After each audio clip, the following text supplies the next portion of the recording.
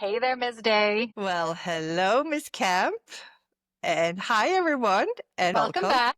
welcome to Day Camp. Yes, it's good to be back. Yeah, and Audrey, I actually already got a question from someone who listened to the last one. Yeah, well, that's good. And the question I got was from someone else who wanted to do a camp and was inspired by us and said, "Hey, don't mean to." Ask you to share all your secrets, but is there anything you could share that could help me get started with my camp? And I thought what? That's what we do. We share, It's what right? we do. We're just like, Yeah. please, there are no secrets. Share them. Exactly. So maybe we should talk a little bit. Let's go back a little bit to why we're doing this little series because you and I we are hosting a camp in Tuscany in May and it's coming up quickly. And as we were preparing this, we said hey, why don't we share the journey towards the camp? And then when we're on the camp, we will also share what happens on the camp because a lot of people are very curious and some people are coming, which we are so happy. We love the group that's coming together, and a lot of people can't make it this time, but really would like to learn a little bit more about the themes we talk about and the experience and all that. So that's why we decided to do this little series for anyone who thinks this sounds interesting. So back to the question. So the camp is called Future Ready Leadership, or actually we call it Spring Camp for Future Ready Leaders. And that's been a whole story in itself, right? What do you call a camp? Because there's so many things we could talk about, but yeah. So let's start there. Let's hop in a time machine. Where did this come from? Of course, you've been doing camps again, like you've had Mm, several successful camps, and each of these has been kind of a little different, right? You've had different flavors for these camps. So I just like, how do you pick your topic for a camp? Maybe just like give that kind yeah. of. Well, I can actually share where it comes from because originally, for those of you who have read my book, Fly Butterfly, and I'm not going to give away too much, she creates this gathering of leaders, and it's called Chill, Connect, Create Camp, and it's actually 3 chapters in my book, which is about the need to. In order to transform, you need to first be able to relax. You need to give yourself space and time and energy to actually make some changes. So you have to learn to chill. And chilling is not really what most, people in business world are most known for. And we know because we've been there. So we know all about that. And then you need to connect, connect with yourself and connect with other people, connect with new ideas. And then you can create. So you can't just create out of nothing. You have to kind of be in that place where you can create.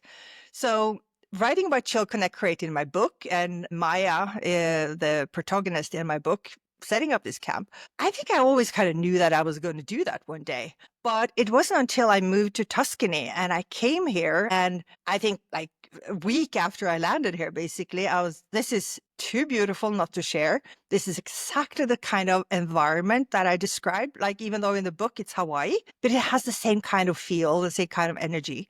And I just decided I'm going to just do a Chill Connect Great Camp. And that's the one you came for. This was in October 2023. And I didn't have any idea what I was doing. Absolutely no idea what I was doing. I was just like gathering people and I remember I just asked one question. This was, your group was amazing because it was really like self sufficient, if I can say it like that. I started the day with asking a question, and then the whole next 4 hours, people just like talking about that question. So that was amazing. And then I did a new one in 2024. That was a very different group. So I had a much more structured process that I took them through with exercises and all that. And that worked also really well. So I got to try both. But then you and I talked, and I said, you know what? I really would like to work more with leaders because I know that leaders, the impact they make is huge. And most leaders don't take that time to even reflect on the impact they're having. So what if we can create the same kind of concept but invite leaders? So that's where you and I started talking about this camp. And then we were like, so what are we going to call it? And I think like I remember these conversations because you and I have a habit of once we get together and there's a good idea, because there's always a good idea, that we just start to kind of roll with it and we just kind of chase it down. And we were saying like, what is it that our leaders are actually asking for? And I mean, I have a number of different clients and in Europe and in Norway here where I live. And what I see leaders sort of struggling with, first of all, it's setting aside time for reflection, as you said. Like, do they understand? Many are trying to figure out what they want to do, but have they taken the opportunity to think about what they've already done and whether it's the right thing, learning from mistakes, learning from what's good and building on strength? Like, it takes time. So struggling to find and set aside time in an intentional way. And then having focus with the time, not getting distracted by all of the other things that obviously are necessary, but also just what comes next. Like, there's all of this, macroeconomic pressure. We see trends in hiring and growth. We see, companies doing hiring freezes, big layoffs. We see pivots. We see, big acquisitions, mergers that are stopped mid-flight. Everybody kind of has to sit there in that toxic feeling of, oh, this is never going to move forward. We see a lack of investment, like investment slowing way down in some sectors. So we see all of these things. It's so hard to predict the future. In fact, it's impossible.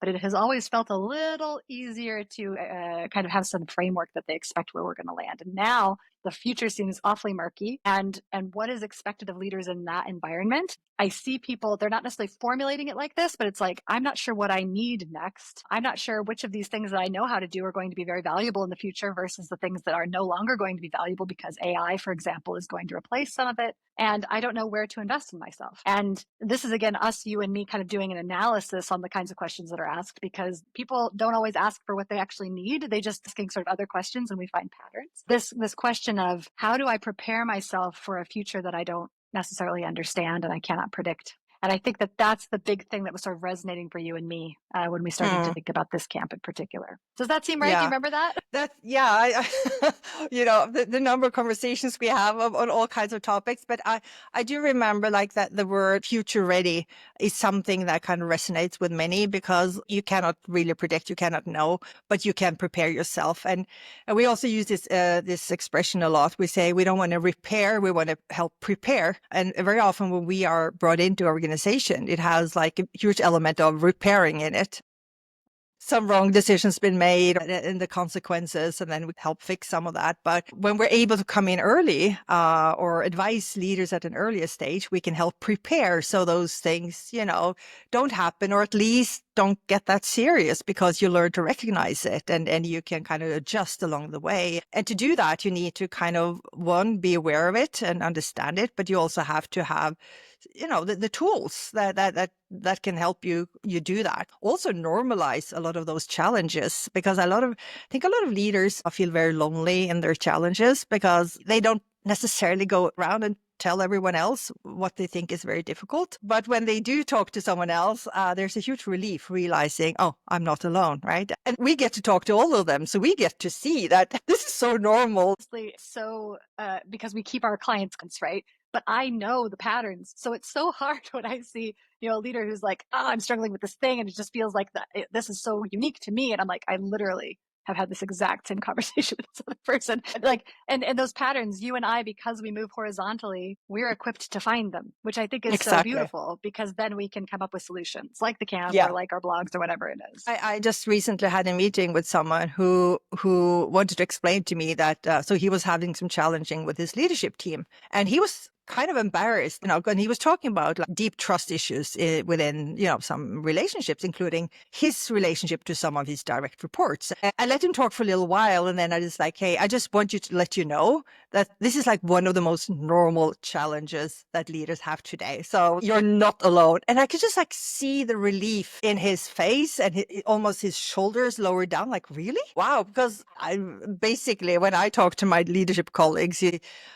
everyone seems to have figured it all out. And I thought I was the one who didn't. So yeah, I think there's this huge need to understand or be in a setting where it's okay to be open and to be vulnerable, and know that like whatever you're struggling with, it's most probably normal. And I'm happy that you and I can bring that perspective to our clients and also to the camp when we're talking to the leaders.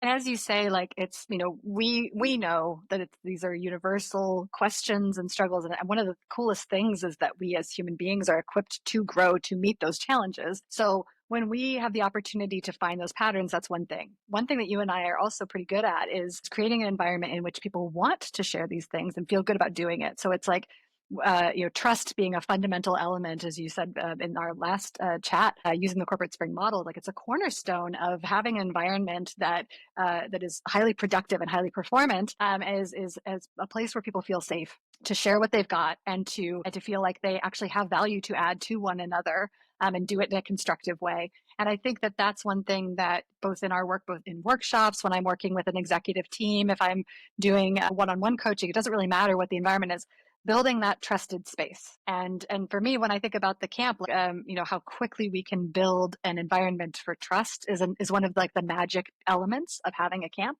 And Mm, anybody who's been to summer camp, like, what happens at these campfires. Like, you get there and you're outside of your element and you're with a bunch of new people and it feels like, oh, this is a little bit alien. But very quickly you have this sense of sort of a tribe coming together and feeling like here we are having this shared experience, and the human psychology is really rigged for this, so that in that moment, if you've got good facilitation and people around you, then you can have really interesting conversations that allow you to share a burden, so that it really is a shared burden. It's not yours anymore, it's everybody's, and we're going to either brainstorm around it or share an idea that's worked for someone else. Or if you don't have a solution in the moment, just knowing I'm not the only one, it just highly relieves that stress that you feel when you're just exactly. Yeah. shouldering it by yourself with your nose down on your project.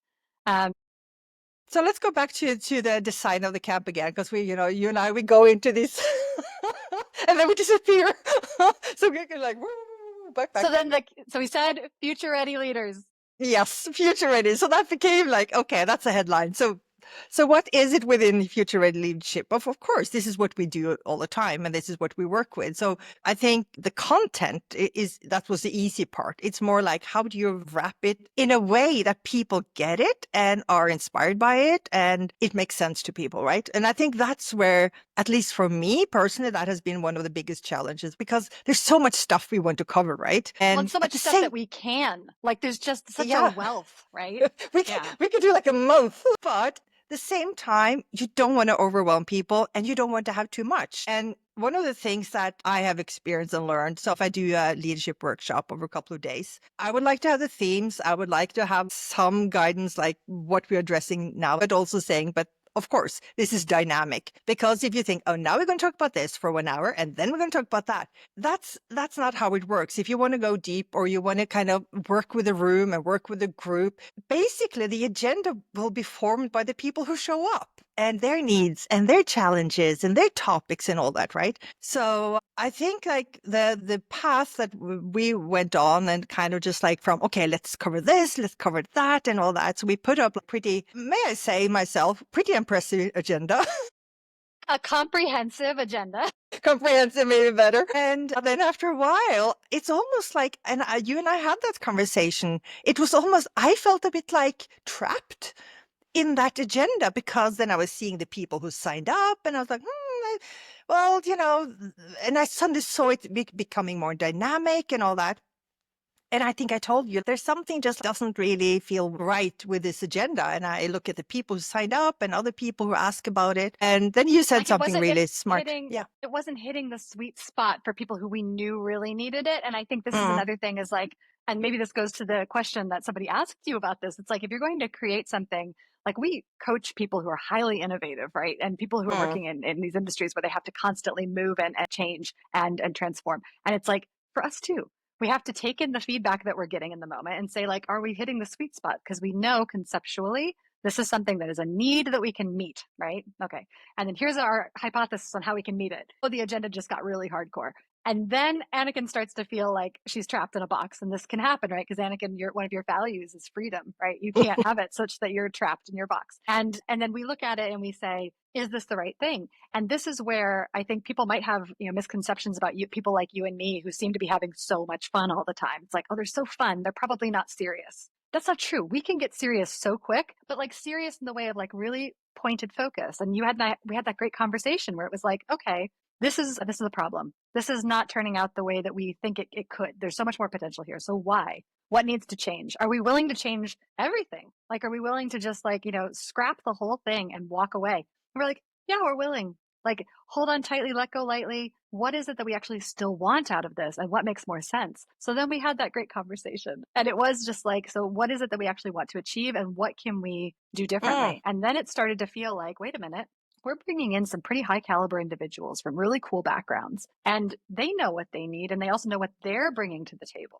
You and I are not the ones who are solely in charge of what we're going to cover. We get to co-create this with these people at the table. So we're providing environment and framework and some fundamentals and the pattern finding that, we had from the beginning. But the reality is, like, what we're going to cover is what is the right thing, right? And yeah. I think that that's the beauty. So then we build flexibility back into it, right? Exactly. So we went from kind of having I would say it was more like a course. And then we realized like these people don't need a course. They need an environment to kind of bring in all of their, their perspective and all that. So now we have like we're covering different topics in the morning sessions, like till lunch.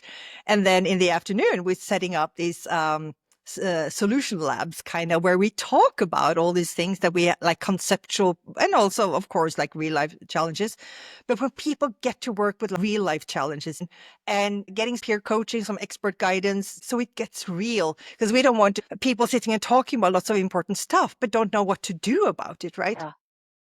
So It's I that went and got action piece. Yeah. exactly. Yeah. So when I presented this back to one of the participants who had not complained at all, because, he was happy about it all. But when he looked at it, he's like, oh my goodness, this is what I really need, right? I see that now. Like, this was such a good shift. This was just a good change to the agenda. So the whole point with sharing this is it's dangerous to get too in love with your own ideas. And I've learned this again and again, and still I get in love with my own ideas. So when you basically said like, hey, should we just like throw it all up in the air and see kind of what lands and get what we're actually going to do? I felt this huge sense of relief, like, yes, yeah, let's do that. Just because I don't want to be too invested in one way of seeing it if there's a better way, right? And then we did that, and then it landed. And to me, it feels very differently. I think from anyone else who looks at it, they will see there's slight changes in the agenda, like maybe some other words, all that. But for me, it was like an energetic shift. Like suddenly I felt like, yes, this makes sense. It just like landed with me in a different way Mhm. than like the old concept that I created. And again, it's pretty much the same, but it's just like more aligned, I think, with who I am, who you are, how we work, how we think, what we want this to be. So the whole idea with sharing this is just like, yeah, I think it's important to be true to your core, to yourself. I mean, if you kind of end up going in a direction and you don't feel happy about it, it's no shame to just change it. And this is like, to me, that moment between you and me a couple weeks ago when that happened, like, it Mm, was a sparks fly moment. Like, it mm, was just like, okay, so we come together and where there's a challenge, and then I'm there. And because we have a trust built in our relationship, and we can sit there and we can say, okay, well, how might it look different? And what if we just reimagine the entire thing? It's like, that's not necessarily the thing you came to hear from me that day.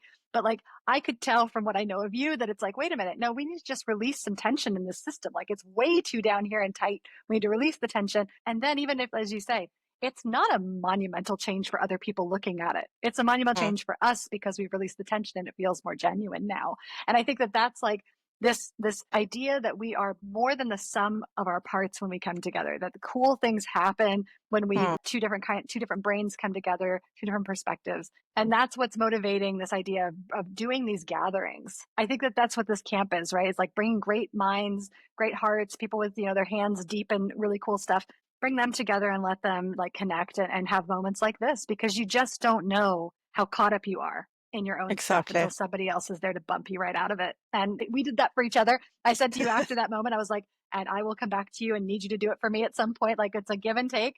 But I think that that was a really cool example of exactly the type of thinking outcomes that we want and we think we can get by bringing people together in the camp situation. Yeah. I'm looking forward Yeah. to that so much. Me too. I'm so excited. I don't remember which one of us said, let's make the camp we would definitely sign up for, right? Because also, if you go and think about what do other people want and what do they need, you kind of go down this trap and thinking, I know it also well, so I'm going to provide, right? That was the wrong energy to put in it. It was just like, well, where would we go? Like, if no one else came. If no one showed up at the camp, what would we do? And then we created that camp. It was just like our dream camp. This is This what is we it. want. We would totally have signed up for this. And that is again then like a whole different energy. And true for, I use this in I'm sure you do this too, but in like facilitation environments, and I'm working with large groups, and I say like, it's question time and nobody's asking a question. And I'm just like, okay, stop. Because if you think you're the only one with that question, if you think you're the only one with that need, like think again. There's all kinds of people who are asking that same question, have the same need. Which one of you is going to break through and ask that question right now? And that's this. It's like, don't design for others, design for you. And I think that that's, as we said before, the people who come with us get to co-create it. And so we're going to Mm. have a really great set of topics and really excellent stories and insights and all that kind of stuff. I just know by providing that framework and environment. And I love how it's evolved, even in just the months that you and I have been putting this together. Yeah. And we're out of time again. I don't know how this happens, but I'm like, I think that it would be fun. Let's maybe next time we can talk about like who's going to be at that table and like and why that's cool and what's some of the things that we see as possible, subject matter, and we can talk a little bit through some of the tools and other things that we're going to share. I think that would be great Yeah. for the next time I see you. Yeah, no, 100%. And also, like, one of the questions I got from the person reaching out, like, how do you actually tell people about the camp? How do you spread it? Yeah. I mean, we have Well, like been this. post about it on LinkedIn and all that, but it gets very like a link and people going to click and they're going to have. So we really want to like attract, the people supposed to be there, they will come. That's kind of our philosophy, right? But we need to make it possible to find them and to also know kind of what it is. So this is like one of the ways for us to just share what it is. So making sure that people know what it is, but also if you can't come, we still have so many things we would like to share about it. So this You is said day something camp. you Yeah. said something at the beginning about like something that was so beautiful. How could we not share it? Like that's what Mm, day camp is to me. Like we're going to have yeah, beautiful things that we just can't help, but we have to share them. Like we can't just keep them exactly. to ourselves. And we just keep on sharing. So I can't wait to share more in our next conversation. Next And thank you time. everyone for listening in again. And we'll see you soon. See Ciao, you next ciao. time. Bye.